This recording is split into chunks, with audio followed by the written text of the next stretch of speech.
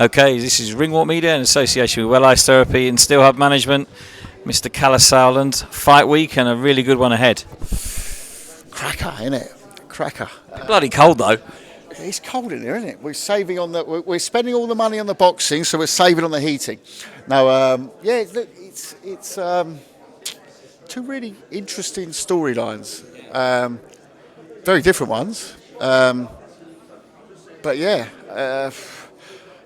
I love it when there's storylines and you can watch it live on terrestrial television. Channel 5 this Friday night.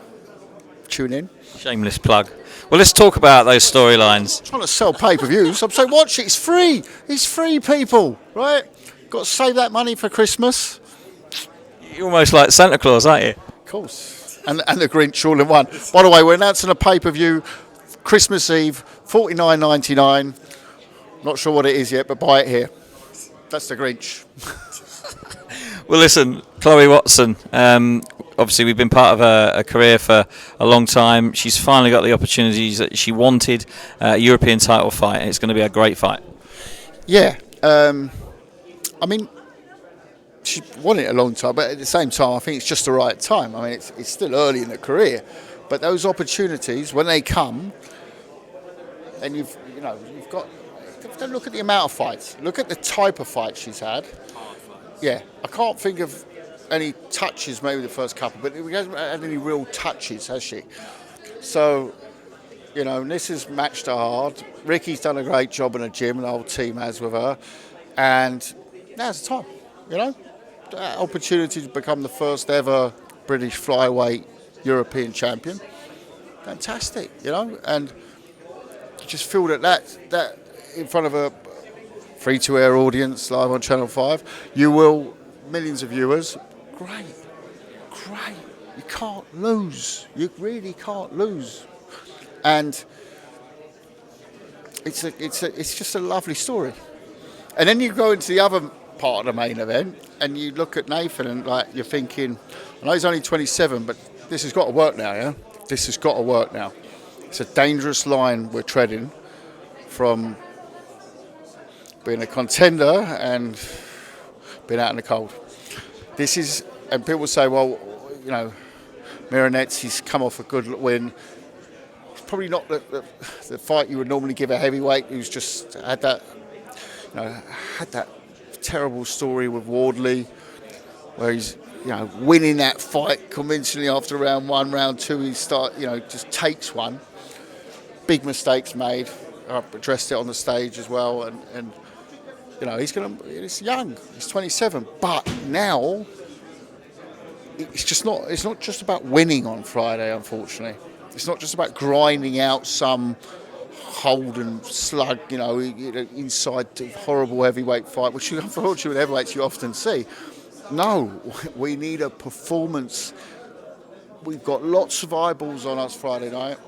He needs to go and make that step. He does that Friday. Whew, we're walking again, we're back up, Anything short of that, we're gonna struggle a bit, aren't we? Let's be honest. So, and I know it's early in the career, but it's just I feel that momentum, and I know also look at Nathan. He said he was back in the gym in January, but I think the first signs of him getting fight requests in was only the second half of the year. He took a long time out of that, which is probably a good approach because they're a boxing family. Yeah? So they live, breathe it. So I'm sure they were doing the right things. Yeah. But now it's also... It's a gamble, though, because he's been out a year, hasn't he? Exactly, but it depends what you've been doing in that year, And I'm assuming he's... given his surroundings, he's been plugging hard at working on what went wrong. Unfortunately, I don't know what they've been working on because I think it was all up here. I think everything boxing-wise he did was perfect, even when he took one. That happens. You're not going to be able to stop that. What he did wrong was not listen to the corner and just try and take him out in 2 rounds. Like you said, you didn't sit behind his jab, you didn't listen to the corner. If you have that opening round, you sit behind the jab and you let him fall over himself. He was working, every jab was going beautifully, the left hook was landing nice.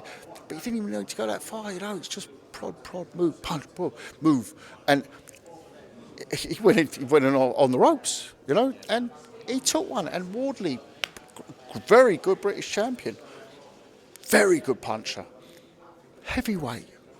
It can happen, but unfortunately, on your record now, it don't look too hot, does it? You know, so you've got to go. And anyone who knows boxing and saw the fight would have known. Yeah, it looks like it was a convincing Wardley win, but if you really analyse the fight, could have very easily gone the other way. It was definitely a Gorman win at the start. Yeah. That's for example. I mean, it was, but that doesn't pay the bills. It doesn't get us anything.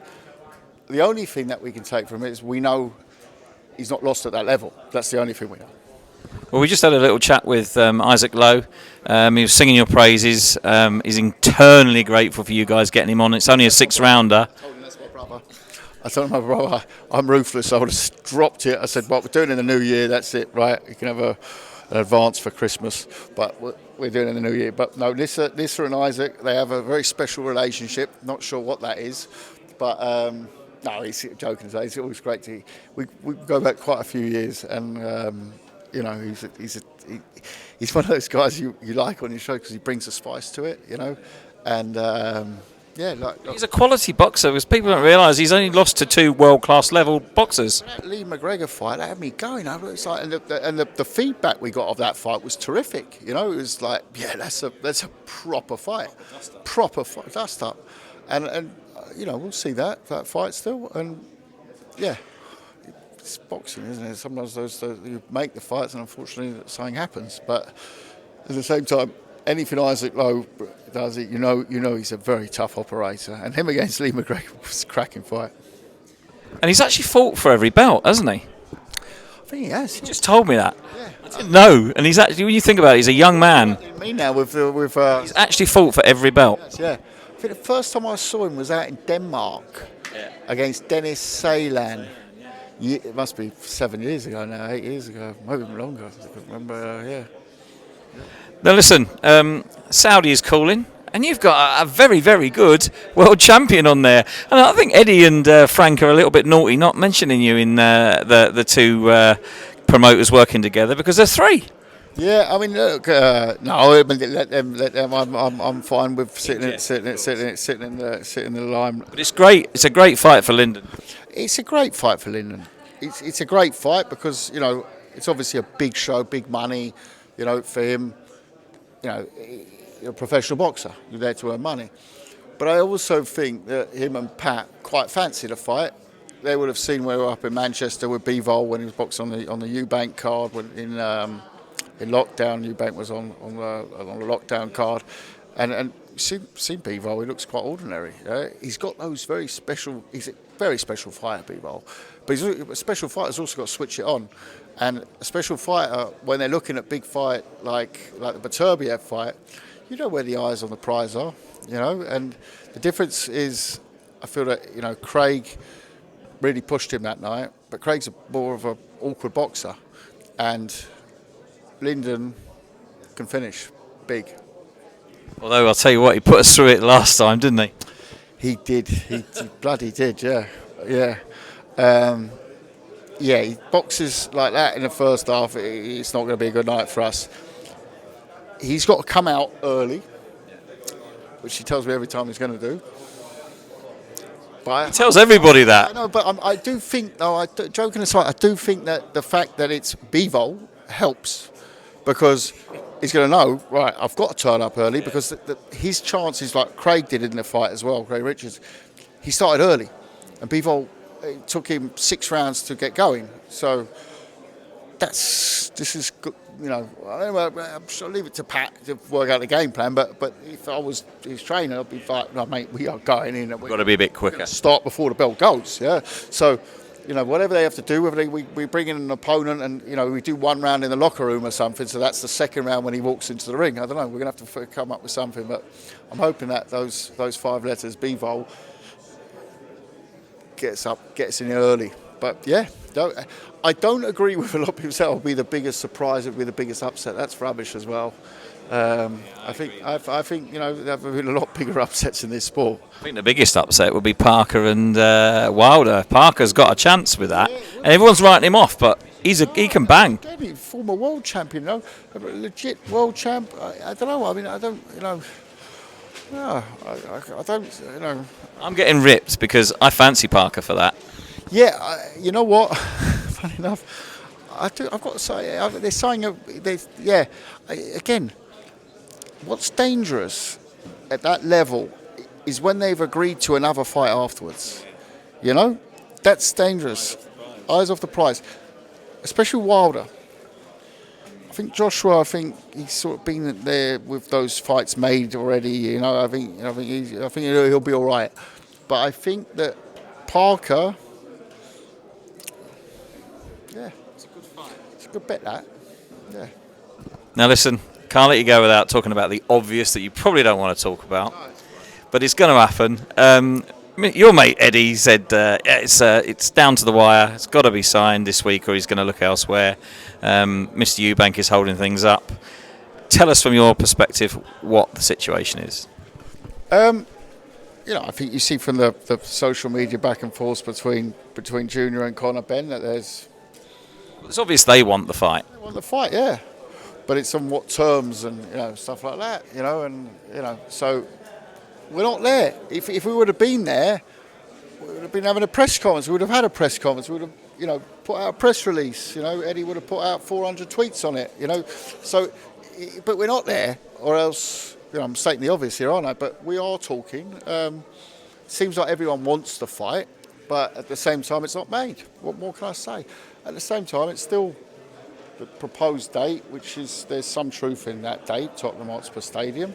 But it's 9 weeks out. Both guys you can see are in camps, so you know it's not it doesn't be made today, but you know next week or so it should be. We should be if we're going to make it, we should be looking to have an agreement in the next few days. You know, yeah, agreed. But sometimes these big fights take a little bit longer. We'll keep our fingers crossed because I think it's about time we got that fight over the line, had the fight, and moved on. I need to close the chapter on it and just move on. It's yeah.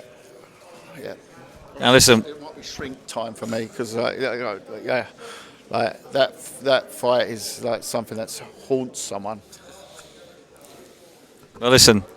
December up in Sunderland. You've got a massive card. Can't wait for our Christmas jolly. Yeah, I mean, it's going to be red hot atmosphere as well. The tickets are absolutely flying, pretty much done. I bet he's buzzing. Yeah, you know, he's buzzing. I hope he's not buzzing too much. I've spoken to Adam as well. I mean, you know, we've got to be careful that this is the first time in his pro career that he's boxing in Sunderland, and I think. As an amateur, 2012 was the last time he boxed there. So we don't want to get carried away with, you know, it's the home one, it's this, that and the other. And, you know, he's going on the pitch. There's a little friendly match between Sunderland and Leeds during the week. It's a little friendly one. It's a little friendly, very fan-friendly one. Family viewing that one. Yeah, no. Maybe for Misfits, but... yeah, it could be a Misfits one, actually. We could do one on Misfits on the terraces. But so you know he'll be on the pitch for the match, and you know those little things. They you know obviously the promoter like that, but at the same time, look at it. We've got such a massive year. You know it's number one in the world now. Next year, world titles, potential big domestic fights. You know, we recently had a discussion around Florian Marku potentially would be a nice fight in the UK. Look at you know obviously if EUBANK V BENN did get made, would you know the winner of that we may be interested in as well. There's a lot of very interesting domestic fights, but of course number one in the world, so he wants you know he's a true boxer. He wants that gold as well, you know. As he should be if he's number one in the world. Like I said, I've just been through it with other fighters. If you're number one, just understand. Just don't go around saying I'm just number one. When you're number one, you have a duty to take that opportunity as well, or don't hold up that weight class. Now listen, it's we've had you long enough. I know you want to get off and get warm because it's bloody freezing in here. Yeah. We wish you well Friday night. It's going to be a great card. Hopefully Chloe will bring home the marbles and those doors will open for her. the crowd will be the bark of Birkenhead, and Chloe's going to be the bite of Birkenhead. And on that note, we'll end. Kalle, thank you very much. Thanks very much.